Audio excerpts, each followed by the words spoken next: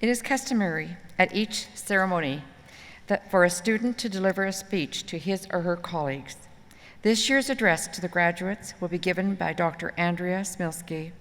Andrea hails from Nanaimo, British Columbia. Please join me in welcoming Andrea to the podium.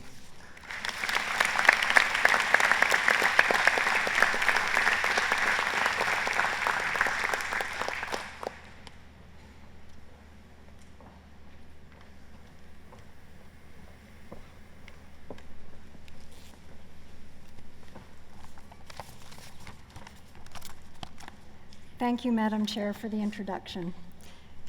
Madam Chair, Mr. President, distinguished guests, members of the Platform Party, graduates, ladies and gentlemen.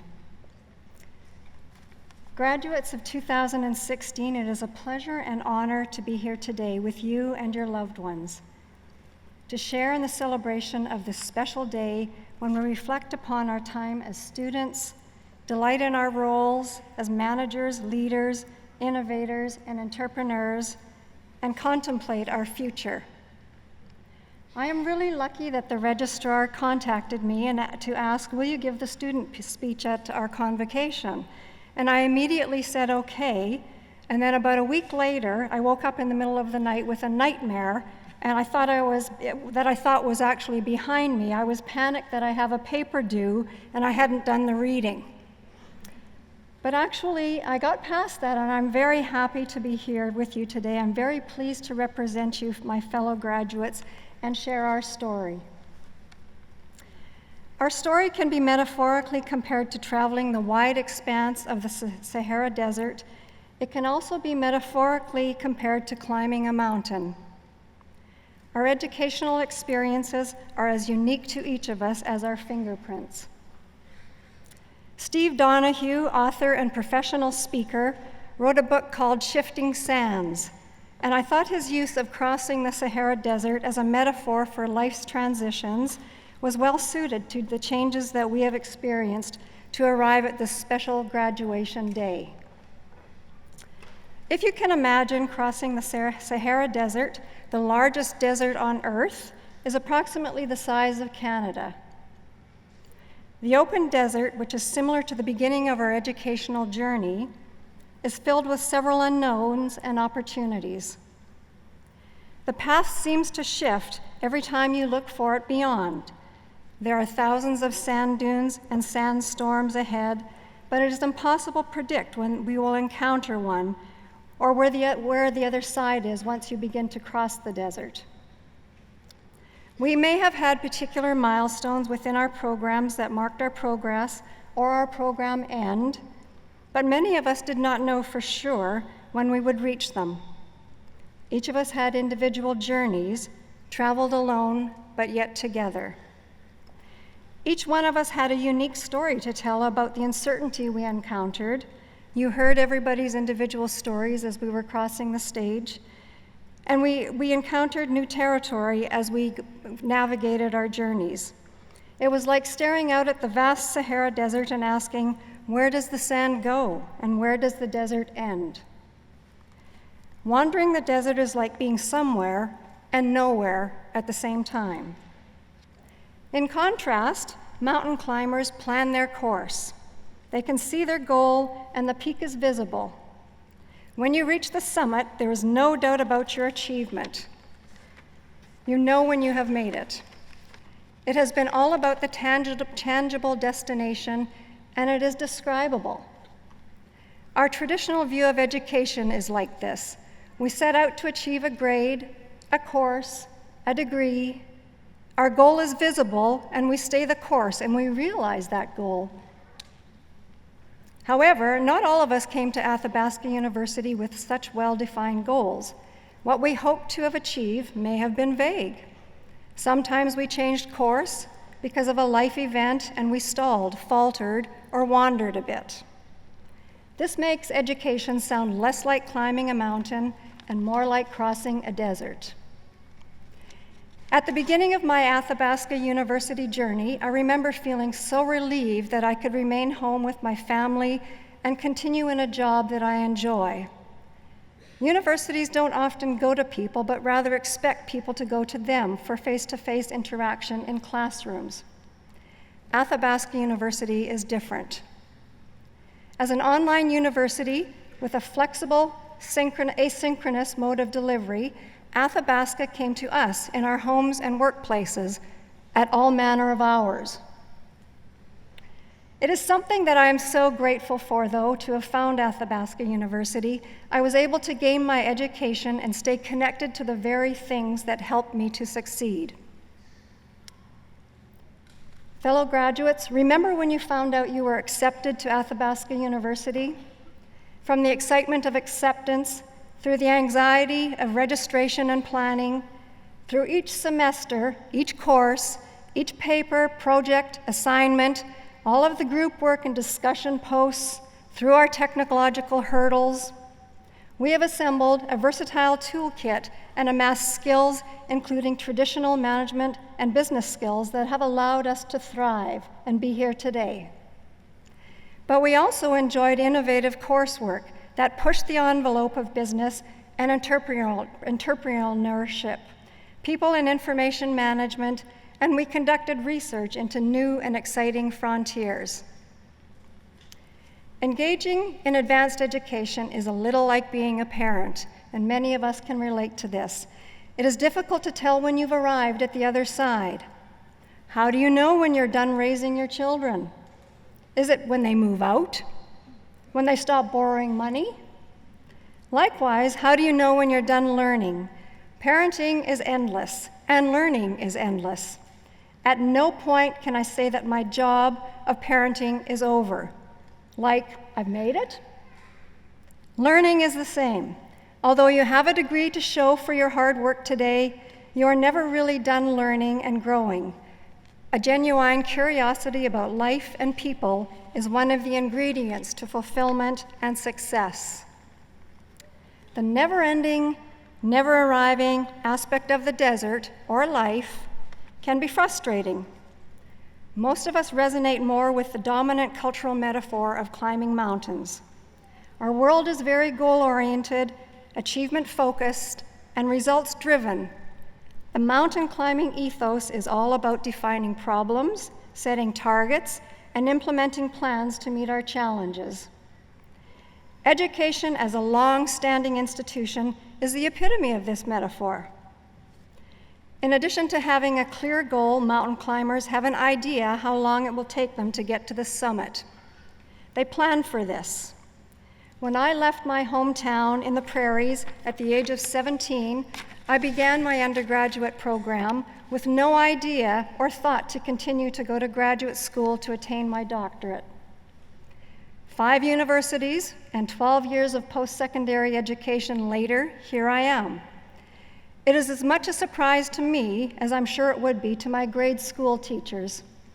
My teachers frequently reported to my mother and father that I would be a good student if only I'd pay attention and not daydream so much. I wasn't really grappling with big ideas in grade 3, and to be honest, I can't really remember what I was dreaming about other than recess and playing games. In my prairie hometown, there wasn't a mountain to climb or deserts to cross, but I spent as much time as I could running as fast as I could pump my legs over hills and across barren fields. Deserts are about the journey. My education at Athabasca University has felt more like a journey in the desert than climbing a mountain. The sands of my Athabasca journey became more than a destination. Don't get me wrong, I'm happy, relieved actually, to have attained my goal and achieved my doctorate. But I did enjoy the journey immensely. The collegial and professional nature of relationships among our professors and students is unique at Athabasca University. I'm no stranger to post-secondary education, given my 12 years in the system as a student and 14 years as an employee of one. At Athabasca, for the first time in my educational experiences, I was really able to appreciate the journey and not get so hung up on my goal. I knew the journey was a long, hard one, and it became a survival tactic to be in the moment, to be present for the task at hand, whatever it was. I felt a quiet determination. For the first time, the fullness of my learning was not lost in the rush for the future. Learning at Athabasca University was an oasis to me. I felt the excitement about exploring knowledge in my area of research. I was able to connect with people, both professors and fellow students who were on the same journey, and this was energizing. Our journey at Athabasca University encompassed so much. We cultivated a strong commitment to service, literacy, learning, and intellectual freedom, all of which equips us to meet the challenges of the future. We exercised our independence and colossal self-discipline as we sacrificed sleep, finances, vacations, and times with friends, family, and coworkers, all in order to make time to complete our academic obligations. Though we took pleasure in the challenge of learning and digging deep into topics of interest, we also sacrificed small pleasures that makes life vibrant. As we bookmarked a wish list of reading material, television shows, movies, places to visit, and people to see, we gave up social invites, yoga, golfing, and other hobbies, and still battled the guilt that washed over us as our loved ones also sacrificed on our behalf. We survived lost internet connections, corrupted files, untimely updates, crashed computers, and frenzied efforts to meet our deadlines. We reveled in the small and large accomplishments. Many of our fellow graduates celebrated weddings and growing families, as you heard today. You also heard that many of my fellow graduates endured hardships through life events, such as moving, heartbreaking loss, unemployment, and life-altering or threatening health issues. Successful completion of a rigorous online program required total immersion while working, interning, and volunteering as we managed our time to complete the impossible, even as we squeezed in webinars and traveled to conferences. Yet we did not get here on our own.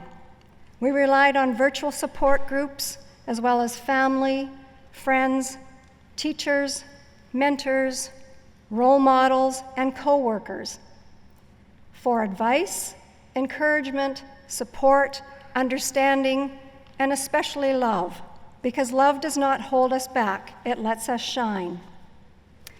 We have gained so much from our walkabout with Athabasca University and have learned more about our true character and strength. The traditional infrastructure and familiar brick walls or place of learning was not there for us.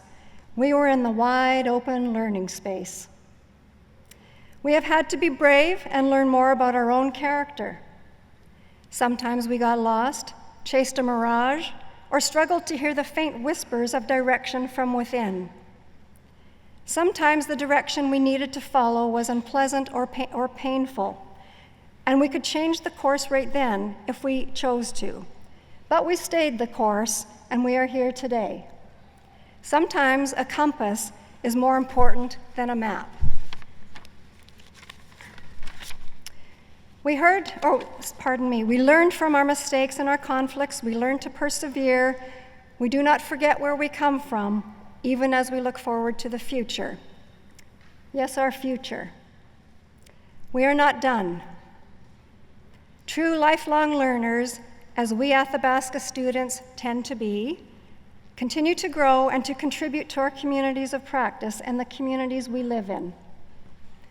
I didn't expect that I would learn so much from you, professors and fellow graduate students, or gain so many leadership opportunities and group projects.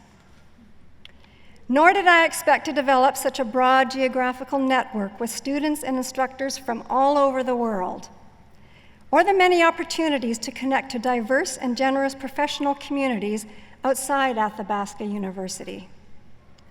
Since the beginning, universities have been accessing, creating, and translating ideas, information, and knowledge, and they've weathered significant cultural and technological changes over time. Leaders and managers, as you fellow graduates, transform lives. All of us has an opportunity to contribute to the history of our chosen professions and impact evolution through innovation and hard work.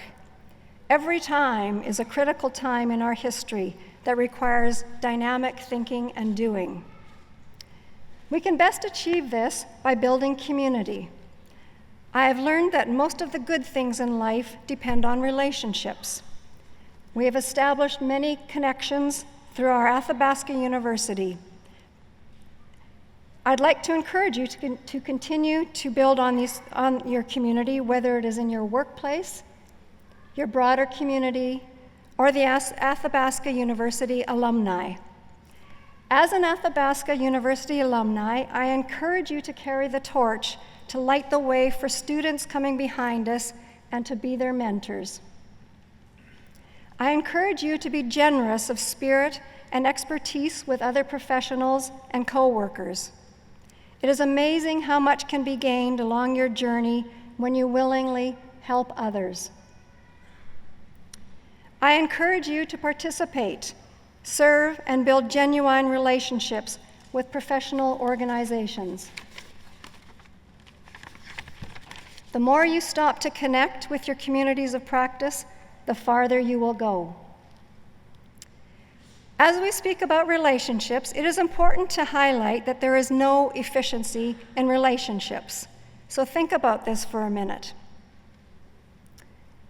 It is important to know the difference between efficiency and effectiveness. An African proverb that embodies the value of community and relationships states, "If you want to go fast, go alone. If you want to go far, go together." I offer my gratitude to those who helped me get to this moment, the amazing Athabasca University faculty and staff for this opportunity to tell our story and to share our accomplishments, and to my family for sustaining me as I wandered through the desert and climbed the odd mountain. A desert proverb sums it up well. "Upon the endless sand dunes the camel shall always rule, but it is wiser in the mountain to ride a stubborn mule." Although I don't necessarily agree, I think my family would definitely say I was more stubborn mule than camel. And even as you keep traveling the path ahead, my fellow graduates, you will always remember where you came from. Each of us carries the dust and dreams of the places that helped shape us. And you have achieved a goal through hard work and sacrifice. You are business graduate champions. Today I extend my admiration to each of you in person and virtually. Although many of us do not know each other by virtue of different programs and degrees, we share a special bond. We will forever be the business graduates of 2016. Prepare to celebrate and look forward to bright, meaningful, and a happy future. Reap the rewards of your hard work by living your life well. Find your passion. At least 2/3 of the world population spends a minimum of 1/3 of their lives working to make sure, spends 1/3 of their life working, so make sure that your life work rocks your core and your soul. I wish each of you peace and prosperity. Congratulations.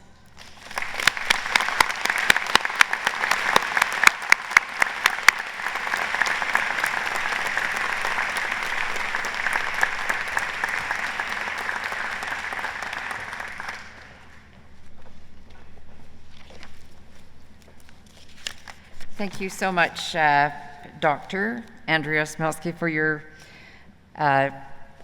very inspirational speech. I think you've given your fellow graduates today many things that they can think about. I'm sure they could see themselves in the mountains they had. I could think they could see themselves in the deserts during their last few years. So thank you again for your thoughtful presentation that you gave in your address, and we wish you much success in your future. I'd like to once again extend my congratulations to the class of 2016 and wish you all much success in your future. And remember, you're all going to be ambassadors for us. That's a given. And I would also like to thank everyone in the audience for attending. It means so much to the graduates that you're here today, so thank you for coming to this convocation. Convocation ceremonies are the result of a great deal of work by many people. And on behalf of the Board of Governors, I would like to acknowledge this hard work by offering our thanks to the Convocation Coordinator, Teresa Pollock, the advancement staff, the Office of the Registrar, facility staff, the faculties, Office of the University Secretariat, and many AU staff volunteers who assisted. Thank you.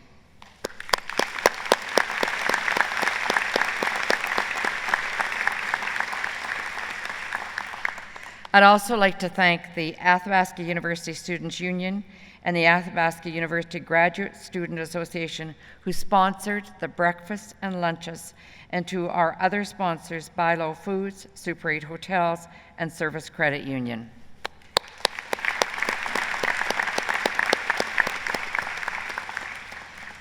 A thank you to Nourish Catering, who prepared the breakfasts and lunches, and thank you to Osani for their wonderful performances for all our convocation ceremonies, and especially the song they wrote, especially for Athabasca University convocation ceremony this year. Thank you so much.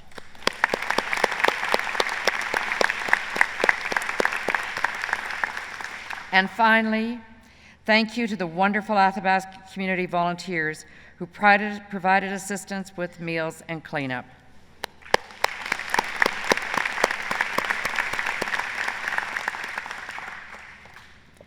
I'd like to remind the graduates that they and their guests are invited to attend the luncheon immediately following the ceremony. This concludes the ceremony. I would ask the members of the audience to please rise and remain in your seats until the platform party, members of the board, members of the faculty, and the graduates have completed their exit.